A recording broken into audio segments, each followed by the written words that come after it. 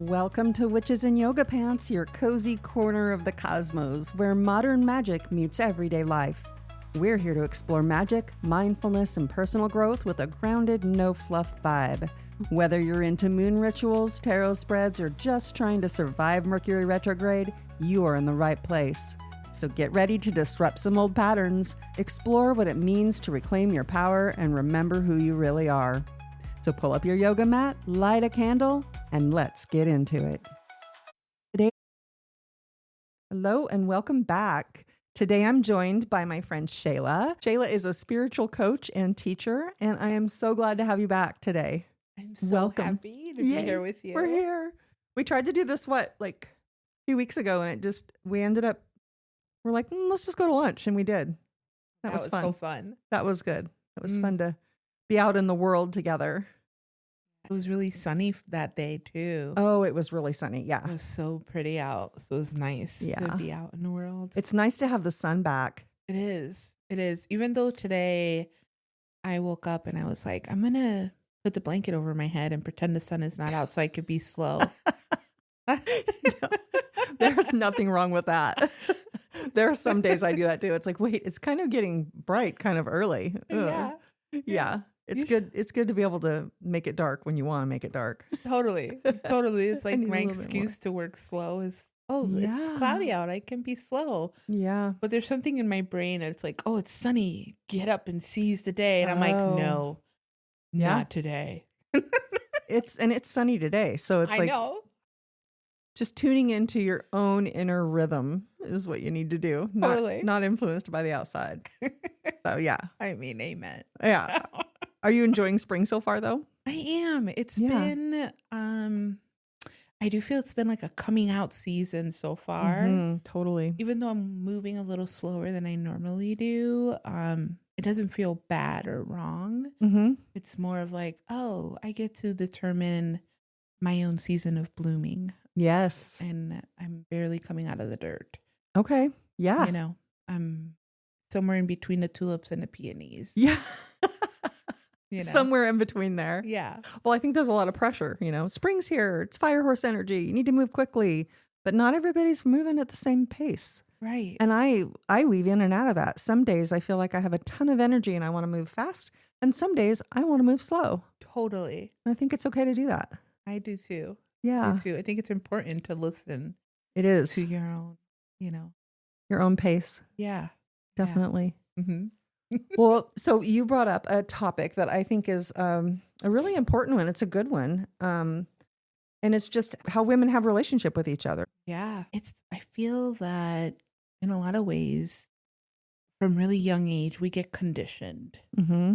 Either it be by our own mothers or our peers, or honestly society. Mm-hmm. And competition gets really stimulated and judgment gets really stimulated, and it can make it really tricky to sustain relationships with women. Mm-hmm. And I have found that in recent years I've been really lucky to have relationships with women that have felt very safe. Mm-hmm. And filled with opportunity and love. They're not perfect, right? Mm-hmm. But it's felt a lot different than when I was younger. And, teaching about this, I teach women about this all the time. But, judgment is this doorway that when we're judging another woman, a lot of times we're judging something we either don't have access to or have been limited on. Right. Or programmed to believe is wrong. Mm-hmm. But, it's that saying, one finger pointing out, three pointing back at you. Yeah. It's actually an absence of something that someone else is getting to have that you don't get to have. Right. And you're not conscious that you might desire that thing. Right. An example I'll give you is I'm a plus size babe. Mm-hmm. I feel sexy in my body and I love to wear crop tops. Mm-hmm. And I had a friend in the past that was like, oh, that's what you're going to wear? And I was like, yeah, babe. And she's way thinner than me and gorgeous lady. Right. But judging you. But judging because she herself couldn't show cellulite. Like she couldn't even wear pants that were too tight that showed any kind of cellulite. And listen, I'm not judging her for judging. Right. Because she has some kind of perfectionism that she wants to show up in. And that's okay. Whatever makes her comfortable is her answer. Mm-hmm. But the thing she was judging me on wasn't necessarily that I was showing my midriff and showing my belly button. It was that she couldn't actually do that for herself. Exactly. Right. Exactly. So instead of me getting pissed at her and being like, girl, why are you judging me? I was like, wow, I have some grace for you. Right. And we don't have to talk about it. I don't have to heal you. I don't even have to acknowledge in it. But the judgment slides right off of me. That's good. Right? Because a lot of people would Right. take that and then feel self-conscious. 100%. Right. And think, oh, I shouldn't wear this. Totally. And, you know, we were talking about this. Judgment is a sense in human design and that a lot of people carry. And I've been noticing lately that it's been coming up a lot with different clients in different situations or different things that we're working on. It will come back to that judgment, whether they're judging themselves or they're judging a situation or they're judging other people. It's meant to be there, right? They have the judgment in their chart for a reason. It's to compare and contrast, to analyze. But it's like when that becomes hurtful or not helpful, that's when it's a problem, right? And so that situation that you were just talking about, if the person, like you do not have the judgment aspect in your chart. I just checked before we sat down. And so you're able to be like, girl, I see what's going on. I'm going to just let that go. And I'm wearing my crop top and I'm all good. Some people who probably potentially have that judgment aspect will then start judging themselves because that other person judged them. They're not recognizing that it's a mirror of sorts. Right. Exactly. And so that's so huge to be able to notice. Yeah, it's revolutionary, I feel, because it changes how you show up in relationship to other women. Totally. But I'll give you another example. Yesterday, we went to a concert, my husband and I, and we're kind of circling, trying to find parking. And our first circle around, there's this couple that crosses the street in front of us. And it was this man and woman. And the woman was wearing these black tights with a mini dress, forest green mini dress. And I was like, and to my husband, I was like, girl, like talking to him, but talking really to her. Yeah. Not out of the window or anything. I was like, girl, she couldn't get hear it. you. I was like, girl, get it. Yes, it's spring. You're like her best cheerleader. Like, right. But that's also judgment. Right. And so it's not that it's bad judgment, right? But it's judgment. And I'm cheering her on because I own the same outfit at home. Right. And I'm all about that outfit. So I'm like, yes, cheerleader. Right. There is this aspect also of like when we're in judgment and it's like, let's say, quotations here, positive judgment. Okay. Yeah. That is also because there is a part of you that accesses that in you and doesn't see it like, ooh, I saw that woman. I was like, oh, that's a woman of strength. Yeah. You go. Without knowing you get anything of her. Yeah. Regardless of why she's in that. And she may have all kinds of pictures of why she's in that first date or whatever. It doesn't matter. But I'm like, ooh, she has power. She's in her power. So you're right. It is judgment in a sense. It is. Because, I mean, like we were talking about, the female relationships where you can be supportive of each other is more ideal than being in competition, right? Totally. But being supportive, I guess, in a way, is judging because you're seeing something that you can recognize. So how do we get past that? If you're in a relationship that you find yourself feeling like in competition, how would you teach that in your class? Like, how would you teach overcoming that? Yeah, I would say a simple way of looking at it in competition is, what are you competing for? Right? So here's another example of competition. Here's an example of competition that I've handled. This is not someone that's in my life anymore, but this woman that I was really close to at a time has this beautiful thick hair, and I loved it. And I've never had thick hair. My hair's always been very fine. That's not me judging. It's just like a fact. It's my lineage. Yeah. For my mom is very fine hair. But I've always been into braiding my hair, like 2 braids, right? And that would be how I sleep with my hair. Sometimes if I don't want to do something crazy with my hair, I feel pretty with my 2 braids. When me and this woman became close, she used to do all kinds of fancy braids because she can do French braids. She could do all, like, her hair's very thick, so she could do all these cool things. And I was like, wow, those are so pretty. Those braids look really great. And she goes, yeah, I noticed that you wear braids, but like, I don't think like you have enough hair to do braids. Oh. And I'm in my 30s, and I was like, oh no, she didn't. Clearly my hair is braided. No. Thank you. Oh no, she didn't. I was pissed. And then I went in, I got self-conscious, and I was like, wait, oh, she's competing with me. And she's not competing about hair. She's competing that I feel confident no matter what my hair looks like. Right. And I have enough willpower in me to still feel confident with my hair like that. But her pointing out that it's fine and it doesn't look good is a tender spot for me because she knows I'm tender around my hair. So the competition hit in one of the spaces in me that's really vulnerable. Right? Wow. Yeah. And knowing that or not knowing that she was doing it intentionally or not, that's a form of competing. I was pissed, and I didn't wear braids for almost a year after that. Wow. And because you became self-conscious of it. Totally. Even though I already had all this information, even though I knew how to clear competition, and even though I knew right then and there, I knew she was competing, I could not clear it. Right. And that's okay. I did clear it. I wear braids all the time now. I don't care. Right. But for a while you were caught up in it. I was totally caught in it. And then I got caught in competing. And then I had to ask myself, what am I actually competing for? Right. She doesn't actually have anything that I want. And if it's something we're competing for, like, I think in that case, she was in relationship to someone in my family. And I think she thought I had to compete for that my family member's attention. And I was like, oh, surprise, hands up, don't need their attention. They're my family. They're going to be my family till I die. So have fun with that, ma'am. Right. And as soon as I stepped out of competition, we have no relationship. Oh, wow. She's like, oh, you don't want to compete? Then you're not worth my time. Moving on to the next person I can compete with. Wow. And that's just how she shows up. I'm not making her wrong. I'm just like, wow, what a fun lesson. Wasn't fun at the time. No. Yeah, but now I can look back and be like, wow, some women only feel valuable when they're competing with someone and they can win.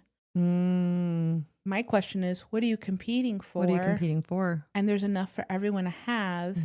But also sometimes competition is good. You grow. I grew so much from that relationship. Yeah. No, definitely. Right? Competition can be good. Right. It can be good. But not, I don't feel like in female friendship, it doesn't really have a good solid place, you know? And there are, I mean, I've met people who could only seem to be friends with someone who they saw as lower than them in some way. Yep. And if they came across people who were maybe on the same level or even higher, they couldn't do that. Like I've seen that quite a bit. Yeah. In people. That's so tricky. So tricky. Because then you're always comparing yourself. Totally. Right? And it never allows you to really show up as you are.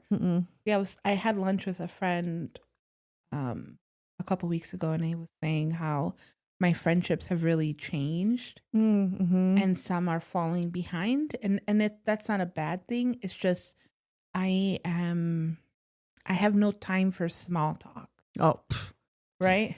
I'm like, let's go to the nitty gritty. Where are you? It's okay to show up. Not okay. I'm showing up. Okay. Not okay. And anything in between. But I don't want to talk about the weather. Nope. I don't want to. I mean, it's nice out. You can say the sun's out. It feels good, but it's like.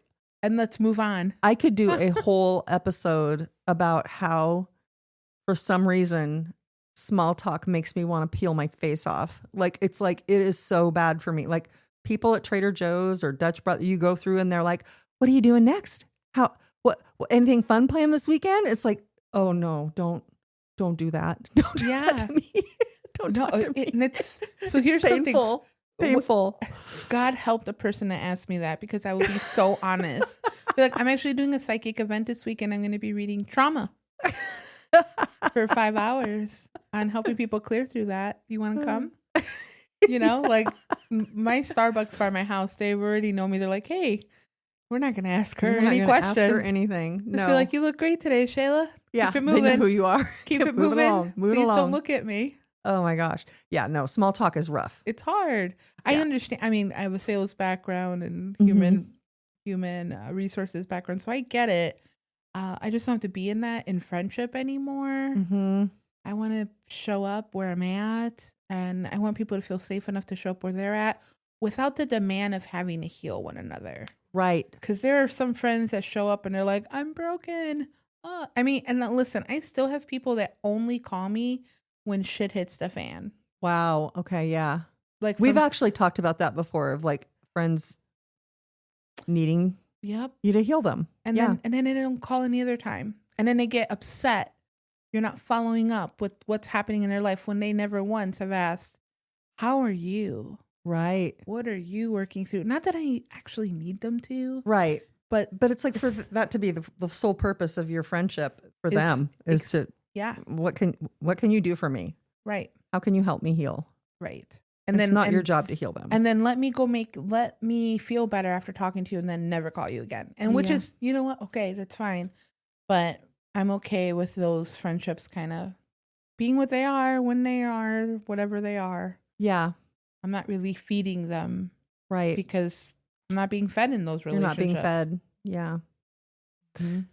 So back to the relationships were competition. So you were saying that, I mean, obviously it's a mirror of some sort of they're seeing something that they can't obtain or that they maybe wish they could, maybe even jealous of. Would you say? Yeah. Yeah. But so that same jealousy or envy is because there's an absence of you accessing that, right? An example I'll give you is I had a friend growing up that was very beautiful. And she's the first friend that had the first kiss, the first makeout, the first boyfriend, all the first. She was the one. And I remember boys trying to be my friend so they can get close to her. Oh, geez. Right? Okay. Yep. And I remember I was very shy when it came to like boys in that way, like kissing or anything. I was a very late bloomer, late bloomer. But I remember as a kid looking at her and being like, why does everyone want her? She's kind of a jerk sometimes. And she's messy. And she's really messy. And her voice is kind of annoying. Like, I just don't see the draw. I'm so much nicer. Like, she's beautiful. She's skinny, right? I was 5'7" in third grade. Okay. So I was awkward. I was an awkward shape. Fully developed. Like, I'm still 5'7", by the way. So I have not grown since third grade in height. Yeah, I've been the same height. That's very tall. Tall for that young. So obviously I was like looking at her like everybody likes her because she's like normal. She's like pretty and I'm not, right? So that comparison, but now I see it and I was like, oh, like I really was uncomfortable being seen. And what I had a problem with her wasn't that she was like pretty and had all the first times. It's that she wasn't uncomfortable being seen. In fact, she was like, put me on a pedestal, baby. Right. I'm here to be noticed. Right. By everyone. Well, in some ways, she probably had to be that way, I would guess. It feels like. Who knows? But my mom was not that way. And so my mom was like, you make yourself as small as possible. Oh. And you don't leave a trace in childhood that way. And you don't leave a trace that you've been there. You clean up after yourself. You make yourself really small. You're not allowed to take up space. Right? Right. It's dangerous for a girl to do that. Wow. And I know she did that out of protection, right? Yeah. But that was the conditioning. So me judging my friend for all these, you get to have a first boyfriend. All this attention, And all this attention was really an absence of me being able to step onto a pedestal or me being able to be seen. Yeah. It had nothing to do with her and everything to do with my fear of like, I can't do that. That's not right. That's not appropriate. At least that's what I used to think when I was a kid, right? Now as an adult, I'm like, oh, there are moments I want to be seen. And I'm like, bam. On my way here, actually, this is funny. I was at a stoplight and, you can turn on red. And there was a man waiting across the street. And I was like, oh, it doesn't say walk, so I can make a turn. And then he looked at me and I looked at him. We made eye contact. There's no one else in the street. And then I'm like, looking, are you going to cross the street? Because there's no cars coming. You could potentially cross the street. And he was just like, give me the hand signal, like, go ahead. And then I turned, I was like, oh, that guy is totally checking me out. Oh my God. I still got it. And I was like, oh, he wasn't actually watching to see if I was going to turn. He was like out. checking, and he's like smiling at me. I was like, why is he smiling at me? And it took, because I'm still in my head, have some residue energy of like, oh, no one looks at you like that, which is a lie. Right. Which was a hard lie. And I was like, oh, that was funny. I totally got checked out. And then I was thinking about my friend. I was like, that friend I had in grammar school, like, oh man, she lived her life like this. Right. Her whole life like that. And I was like, now when I get little like that, as a 45-year-old woman, when that happens, I call my husband and say, I still got it, baby. Yeah, guess what? Somebody was just looking at me. Yeah. And he's like, okay, whatever. He's so over it. But to me, I'm like, oh, this is so new still. That's funny. I'll take it, Yeah. Yeah. So you notice when that happens. Sometimes. Other times you're probably oblivious to it. Totally oblivious to it. See, and your friend back in grade school, that probably became part of her identity, or her whole identity potentially, to where if she didn't get that, it was probably devastating. Well, she left people out for cold. Yeah. So if I wasn't giving her all of my attention, and even myself, right? We're not friends. We're not really friends anymore. And she's married with children, but she craves that, and she's not getting that way anymore. So now there's a codependency on like, who's going to feed me? Because her own energy was, oh, I don't know how to feed myself. Right. I'm being fed externally all the time, but she was born into a family that's how most of society External runs. validation. Right. Totally. You just are programmed to be constantly validated. And that's the only, where I learned through the practice I have is to have my own validation and trust myself in a way that I'm like, oh no, you got this. Like, you lean in more. Right. My own truth, regardless of what society, my partner, or anyone says. Like, I have permission to have my own answer, where she's like, somebody tell me. Right. And I'm not saying she's wrong, because that's most of humanity. It comes up a lot. It's honestly, that's a shadow aspect of the will center. And if people's will centers, I'm talking about human design here, if their will centers are open, the shadow aspect of that can be people pleasing. It can be needing that external validation. And especially if there's conditioning coupled with it, it can be a pattern that people really, really, really get stuck in. And it's kind of hard to get out of it sometimes. Right? Totally. It has to be so intentional to want to work that in yourself. Yeah. That's one of the things I work on with clients. So it is an intentional thing to have to work on. And noticing it is the first step, really. Being able to start noticing where you're kind of given that power up. You're kind of like, I need you to tell me I'm okay. I need you to tell me what to do. We were talking about this earlier too. Right. Of like people handing over how did you put it? Oh, their crown, their seventh chakra. Like, their seventh oh, chakra. you know more than me. Here, you can be in charge of everything. And listen, there are people in the world that they rather have someone else lead them. And I think that's okay. But sure, what happens if there's enough space for everyone to have their own answer, have their own seventh chakra, right? Your seventh chakra is your connection to your knowing, to your higher self. Right. If you're giving that away to someone else, then you're saying someone else's answer is better than yours. And listen, it might be. Sometimes it is. Sometimes it is. Sometimes but like, it is. Most of the time, your own answer is actually to be the most powerful. I was going to say, yeah. And it might be radically different. We all have all that we need inside of us already. It's just a matter of being able to tap into it. Totally. And trust it. Totally. Trusting intuition is a big topic that I run across people needing help with, working on, trying to do. And it can be, overcoming conditioning, overcoming that if you've got that open will, or sometimes just a conditioned, defined will, but stuck in that pattern of needing someone else to tell you you're okay. Right. It's tough. It's a hard growth moment of growth. Yeah. To start leaning into trusting that you yourself can make yourself okay. Yeah. And you might need tools for that. Right? Oh, absolutely. Of course. You might need help. Like you might need a psychiatrist. You might need a healer of some kind. Yeah. I don't think it's bad, but I think leading with curiosity into those and looking at help as being tools versus your savior. Right. Is a really different way of taking on the path of healing and getting real with yourself. Right. Right. And learning to use the tools that you have and when to use them. Right. I come across a lot of people who are healers of some sort themselves, or who have been on a healing journey for a long time.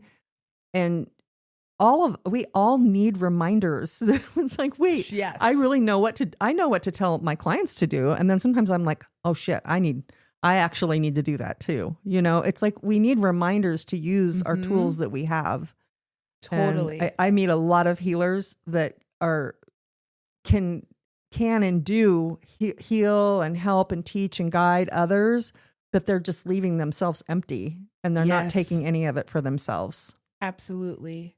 So it's funny. I can tell you, I agree with that so much. And that's a lot of my students and clients are already in some form of a practitioner, either it be a therapist or human design or anything, Reiki or whatnot. Totally. And a common thread is the absence of them refilling in, reconnecting with their own energy, because there's so much output to hold space and heal someone else. Totally. There's that like, then they come see someone like me, like because of, I know COVID was really hard for a lot of people. Totally. But because COVID made so many people take their mask off, therapists were bombarded, which amazing for therapy, right?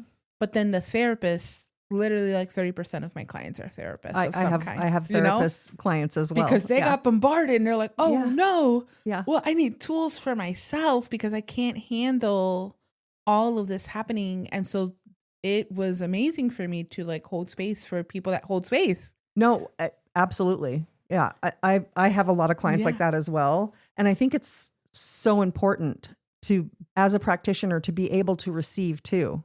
I've met people who come to see me. They're like checking me out to see like, am I going to refer to her? Or maybe I have somebody in mind that maybe, and they'll be like, oh, I'm fine. I don't have anything to do. I don't have anything to work on. And that is such a huge red flag for me. When I don't care how long you've been doing what you do, you sit down in front of me and say, oh no, I'm completely healed and I don't have anything that I don't have any conditioning or any burdens that I'm carrying or any trauma or anything like that. I'm fine.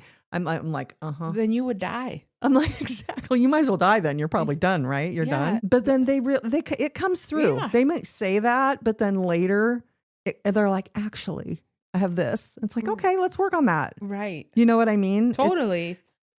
But I think it's easy to get caught up in that. I'm a healer, so I have to be perfect. I have to always be in that energy, and I can't need to, right? Yeah. Like that's how dare you be human, right? How dare you be human? No, but that's a thing. That's a thing that I see really a lot. And I have to even recognize it within myself too, of like being mindful of like, okay, I'm going to go to sound baths and I'm going to receive that healing. I'm going to do these things that I want to do because I need to fill myself up too. Right. As a projector orchestrator in human design, rest does that a lot for me. Like I just need to recoup and rest.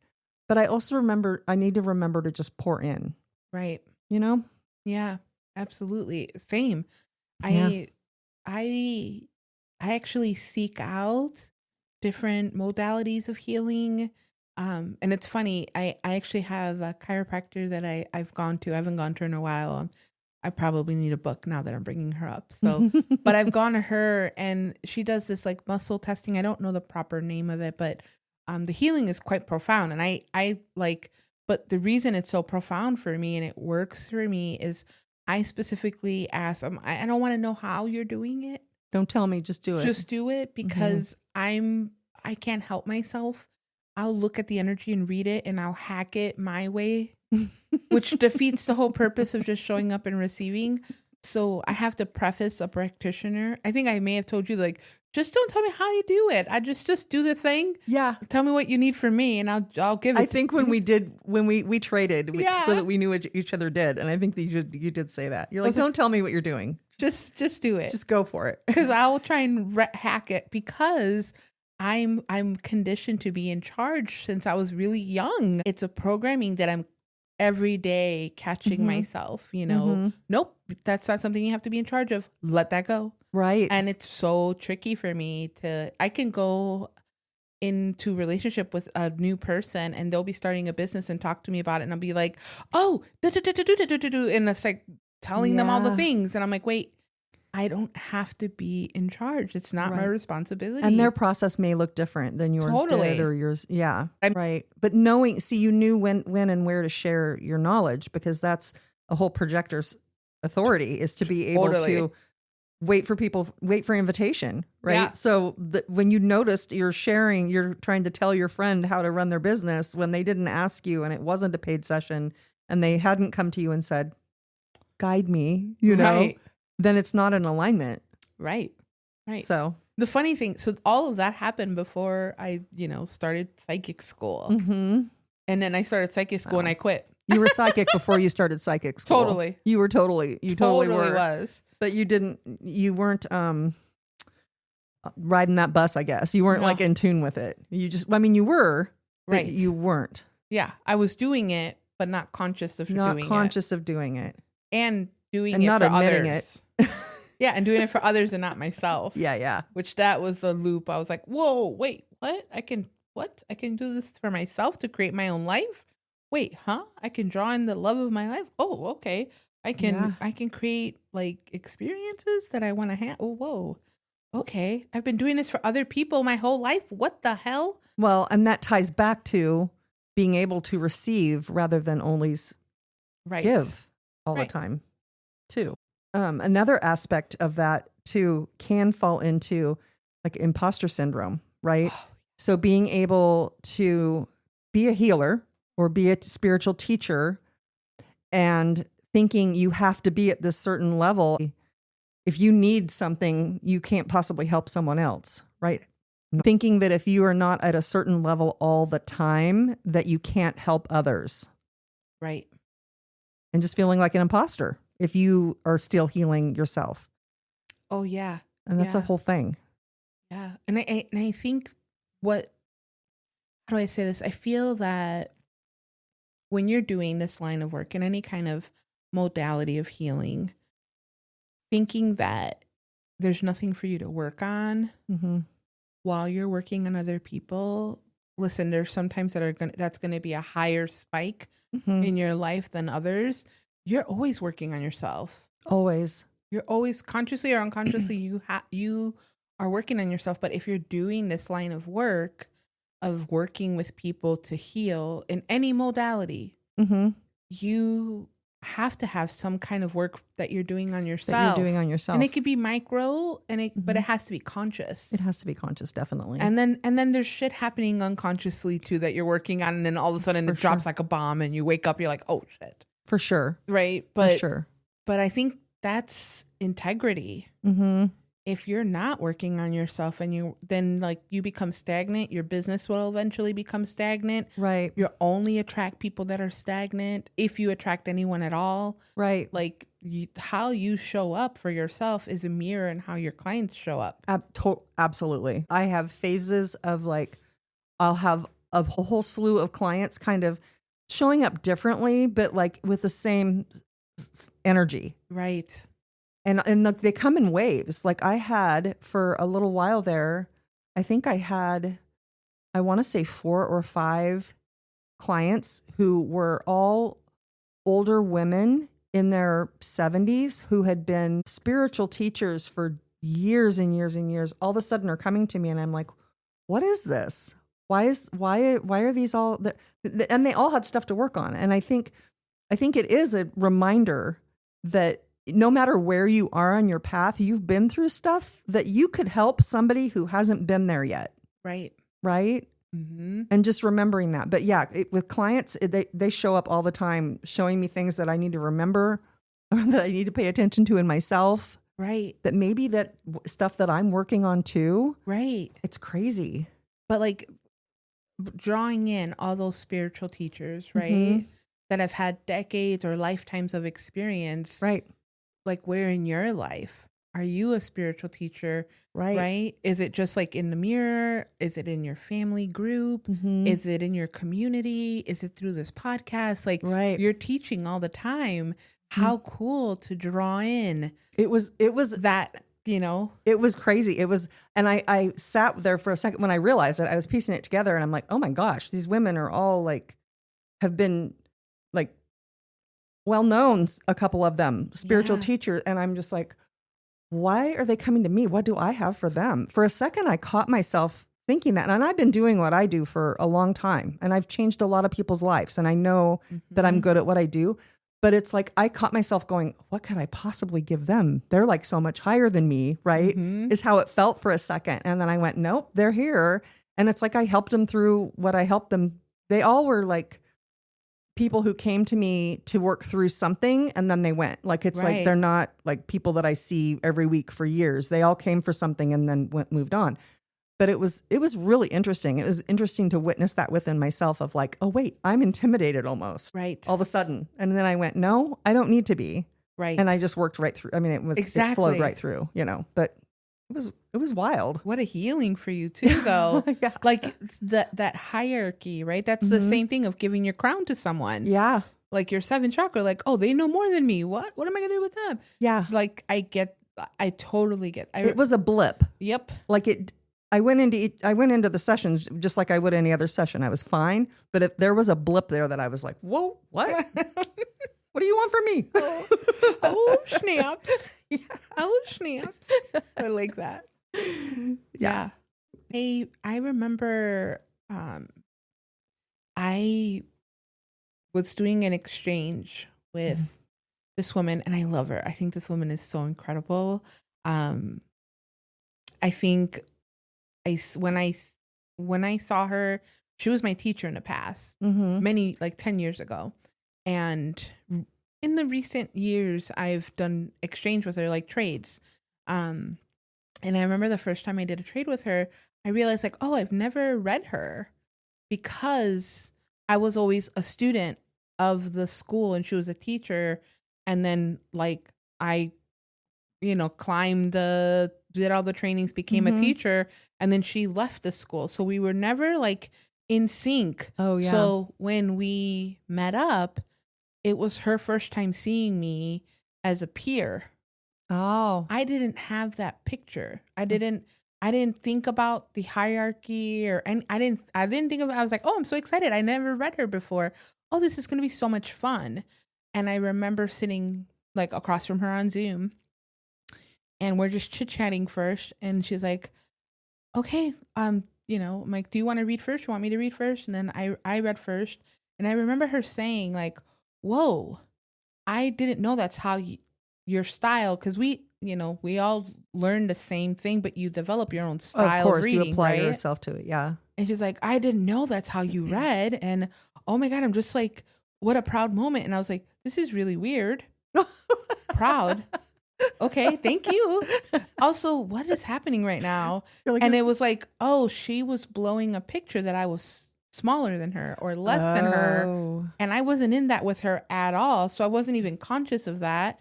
So her talking about it made me so uncomfortable. And I was like, oh, whoa, that's weird.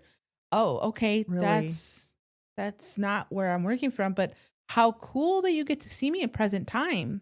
Right. And we get to get in present time, and now it's not a thing anymore. Now we're just totally fine. But I lost my space because I was like, whoa, oh, you saw me like, kind of like, oh, you're small potatoes. Like you just learned how to do this. Only that it's been 15 years and I haven't stopped. Right. And she was holding on to that old dynamic. Right. I had no idea and probably thought I was in that with her. Now, don't get me wrong. I have read with other teachers or mentors that I'm like, oh, and I love them. And it takes me a minute. I'm like, oh, nope. I just got to like move some energy first. No one is more than anyone else. We're just human here. And we happen to have the same sense on and working from the same place. And we get to have this experience together. How cool. Right. Let's keep it moving, But like the event I was telling you about, that everyone was basically giving all their energy to this one woman to be in charge. She's the only one that can have a crown, like have all the answers. She has all the answers. And I was like, hey, psychically was communicating like, hey, you can have all the answers for everyone here. I'm just not in agreement. I have my own answers. I support you moving along this event how you wish to, but I am not lining up to you. And this was something you said energetically, not in like not verbally. Yeah. In energy. Right. And they did not like that. And I was like, I'm okay with you also not liking that. Like, I'm not here to be liked by you. I'm here to do my practice. Right. And participate in this event. And it ended up working out great. Because I read two of the people that had given her their power. And when I read them, they went to her like, oh my God, blah, blah, blah, Sheyla blah. was so spot on. Exactly. All that. Yeah. And then she was like, oh, so you're real. And I'm like, I wouldn't be here if I wasn't.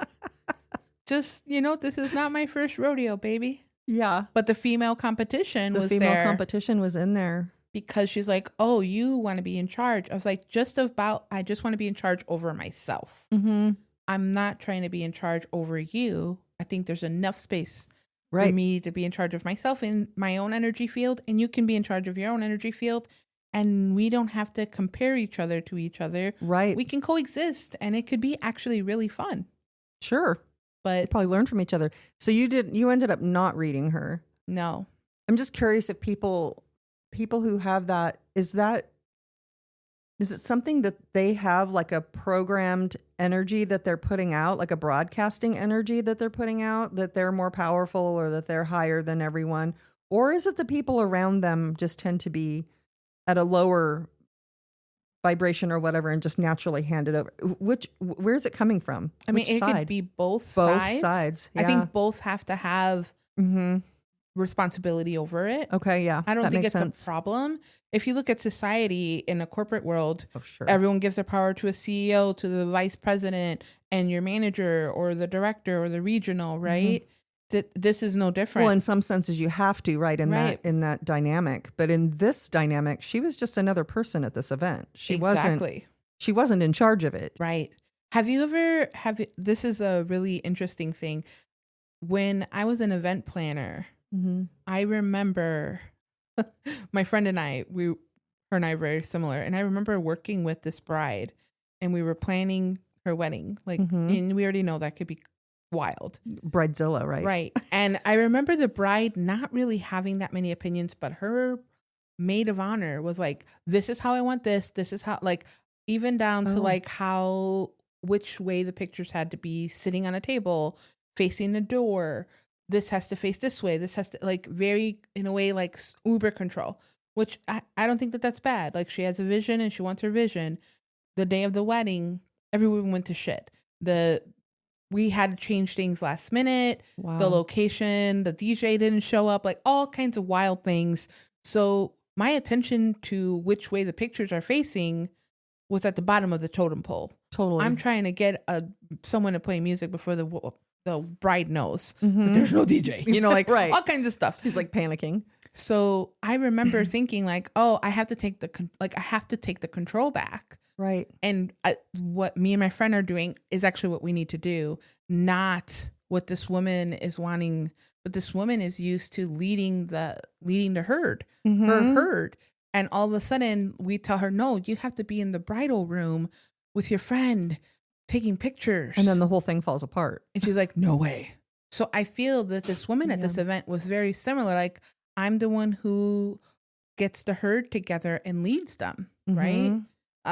There are animals that have one lead animal, right? Sure. It's no different with humanity that happens. If I'm at a party, I used to be the kind of person that goes into a party and the party starts when I get there. Right. Yeah. I don't do that anymore. No. I don't care when the party starts. That was a choice to turn that off. Because I felt so powerful when I would do that. Now I'm like... You're like, I don't have energy for that. I don't want to hold this party, and I want the party to be going already so I can ease in and sneak out because I want to just... Under the radar. Well, and the dynamic between the bride and the maid of honor, they probably both entered that agreement because the bride she probably asked her to be the maid of honor so because she knew she would be very detail oriented and take care of everything so she didn't have to worry. Yep. I mean, Exactly. And the maid of honor was like, I want to be in charge. So Yeah. it was like perfect. And I was like, ma'am, today is the wedding. You've been in charge till this day. Today you have to be in the room. We got it. And everything was fine. There was it worked out. The only thing that wasn't like planned was the pictures weren't like tilted to the left. They were centered, tilted forward. Like, come on. Did the ceiling fall? Like, No. was it okay? It was totally fine. And they didn't say anything about it because it was no one paid attention to the pictures on the table. So it was just like. Well, she may have just been exerting her power, like showing it. And in reality, it doesn't matter which way the pictures are facing. Totally. Right? But like that, when I see that is a woman that is running more male energy than their female energy. Totally. And they're in a doing. And I'm like, hey, you can step into receiving and you can just let me do it. Right.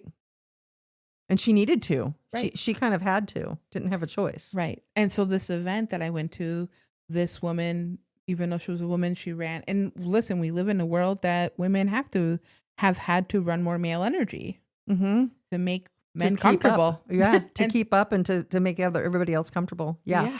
Like, God forbid you run your female energy and all of a sudden you're too much. Well, yeah. I was just going to say, you're too emotional, too loud, too much, all of the things. And there can be permission for you to just be. Mm-hmm. And the men don't have to match and the women don't have to match, or you can just have your own answer. Yeah. But that is an example of like, oh, I'm in charge. You come to me. And I was like, you're in charge of the event. I'm in charge of what I'm doing for the event. Right. I'm taking it off. You don't have to be in charge of me. You're like, I don't need anything You're from you.